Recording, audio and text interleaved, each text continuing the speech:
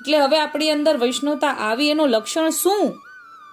એક તો દાસભાવ આવી જાય, અનન્યતા આવી જાય, પછી હવે આગળ એમ કે છે કે આપણને શ્રવણ કીર્તન વાલું લાગવા માંડે, ઠાકોરજીના ગુણગાન વાલા લાગવા માંડે, રસ પડવા માંડે, આપણને ખુદને કીર્તન બોલવાનું મન થાય, ભાવ જાણવાનું મન થાય, કોઈ બોલતું હોય તો સાંભળવામાં રસ પડે, પ્રીતિ જાગે, ત્યારે એવું સમજવું કે આપણી અંદર વૈષ્ણવતા આવી.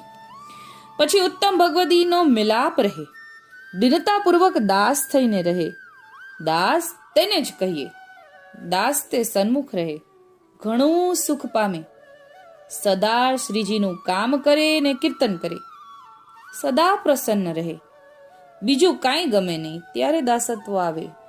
એટલે દાસત્વ માટે પણ આટલા બધા ગુણધર્મો હોય ને ત્યારે દાસત્વ આવ્યું. કેમ કે આખું જીવન પોતાના ધણીના સમર્પણ કરીને જીવતું હોય.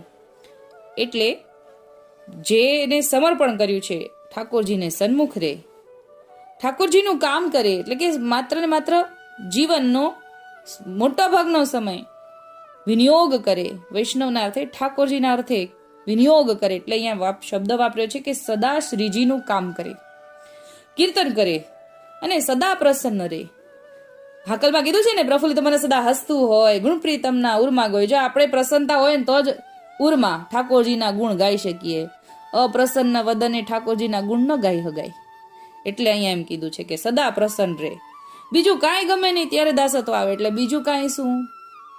પ્રપંચ ન ગમે, પંચાત ન ગમે, લૌકિક ન ગમે, બીજી ભૂતલની ભાંજગણ ન ગમે, માત્ર ઠાકોરજી ગમે, બીજું કાંઈ ન ગમે, એવું અહીંયા સમજાવે છે.